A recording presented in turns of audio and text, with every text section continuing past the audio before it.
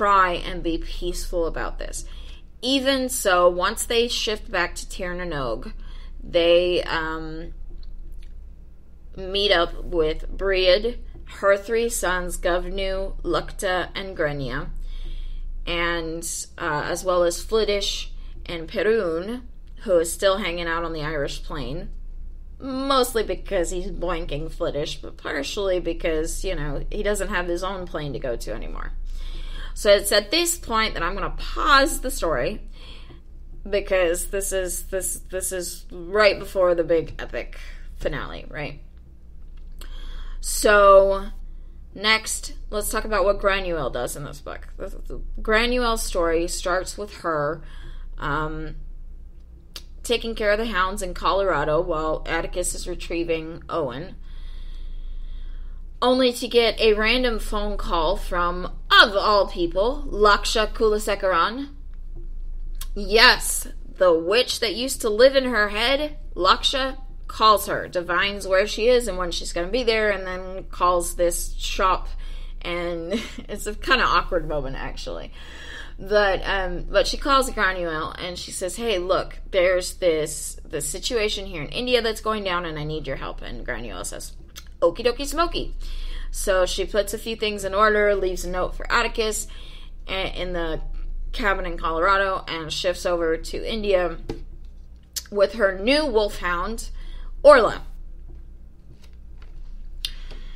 So when she gets to India, what she finds out is that her father, who is an archaeologist, whilst out on an archaeological dig,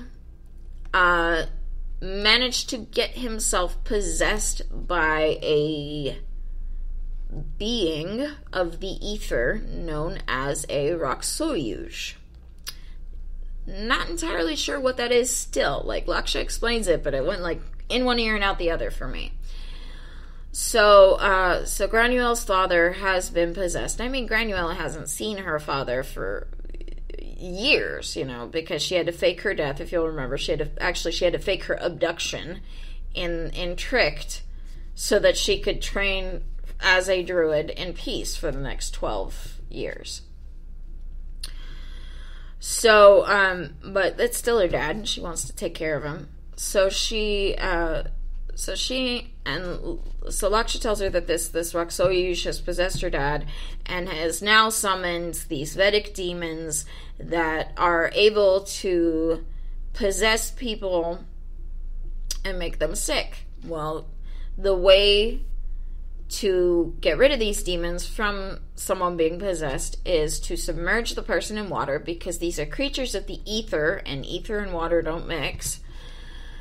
So, and they attack the heart chakra. So you have to submerge them in the water up to the neck, so that the Rakshasa, which is what the demon is called officially, has to move from the heart chakra to the head chakra, at which point Granuaile puts her iron amulet, which Atticus gave her back in Hexed. I don't recall if I mentioned that, but she puts it on the forehead of the possessed person, which forces the demon out of their body, and then she and or Laksha can stabby, pokey, killy it.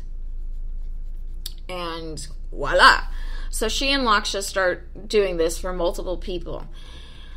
At which point, Atticus takes a little side adventure to find out what's going on, see how he can help. And he tells her that the way that she can probably best defeat these demons, or particularly the Raksoyuj possessing her father, is with a Yeti ice knife. And so we learn the story of the Yeti. Yes. So here's the brief story of the Yeti.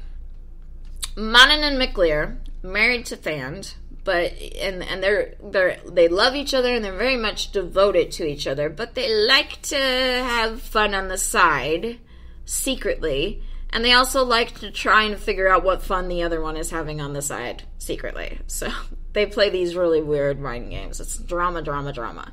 So back about 1,200 years prior to this, Manon and McLear was doing some trade with the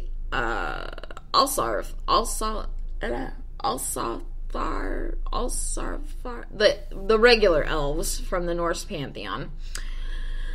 And somewhere in these trade affairs, he decided to go check out Jotunheim, the land of the frost giants, where he started having bouncy, naked yum-yum time with a frost giantess, who then became pregnant.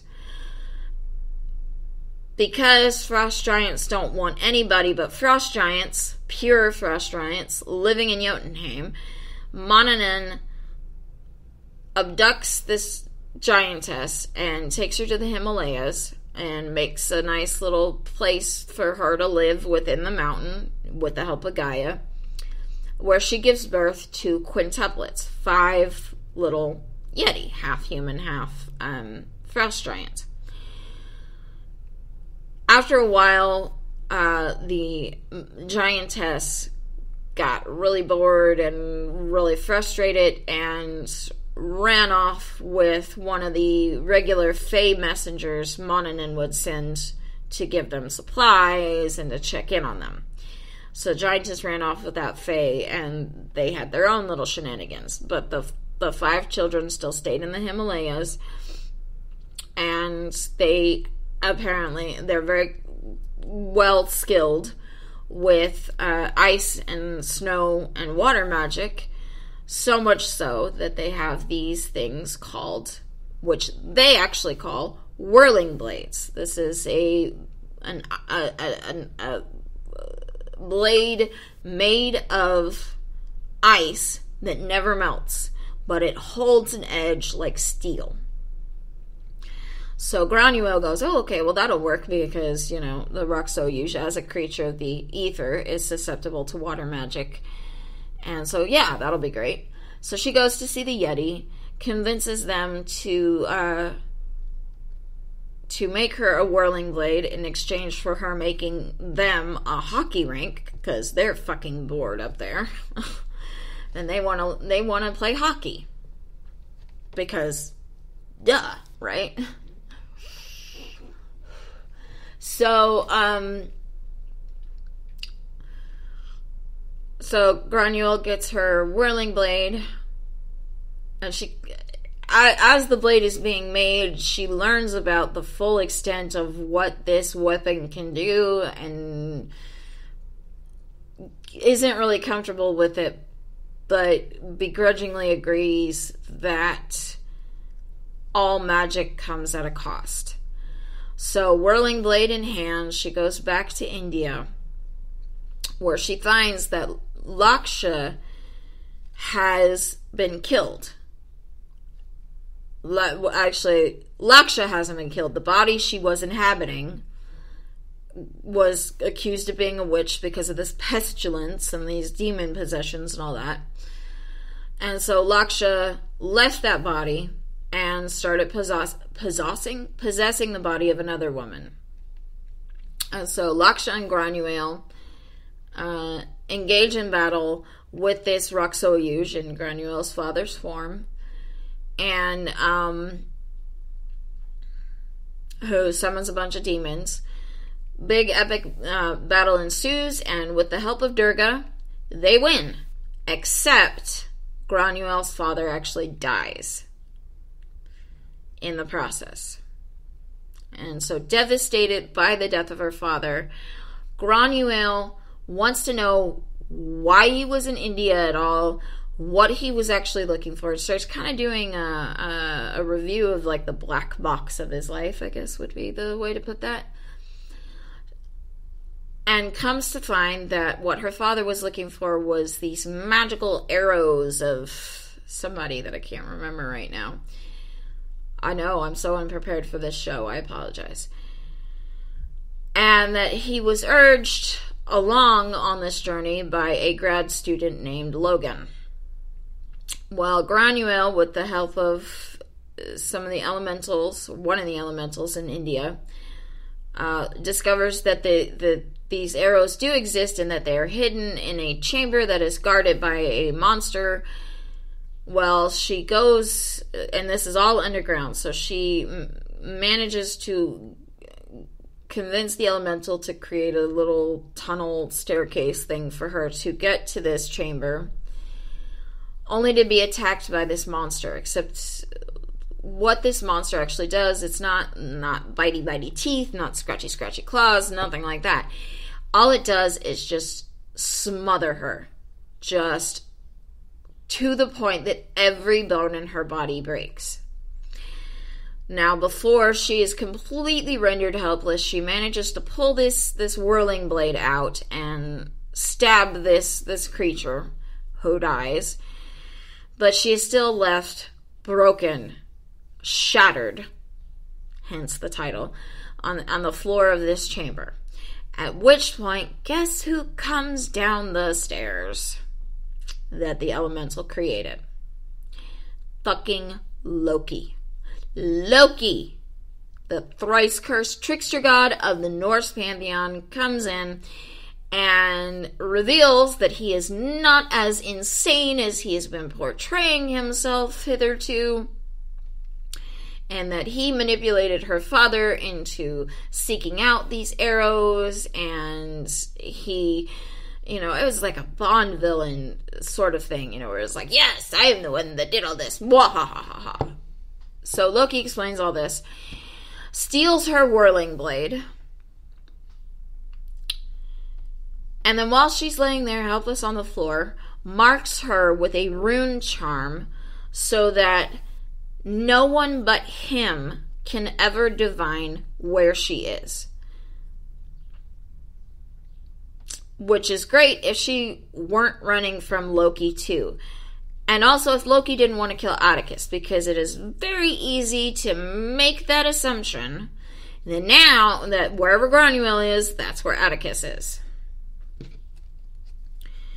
So she spends some time healing as best she can in this chamber, in this underground, whatever, after Loki has left and taken the arrows with him, along with the whirling blade. And she's just feeling helpless and angry and broken.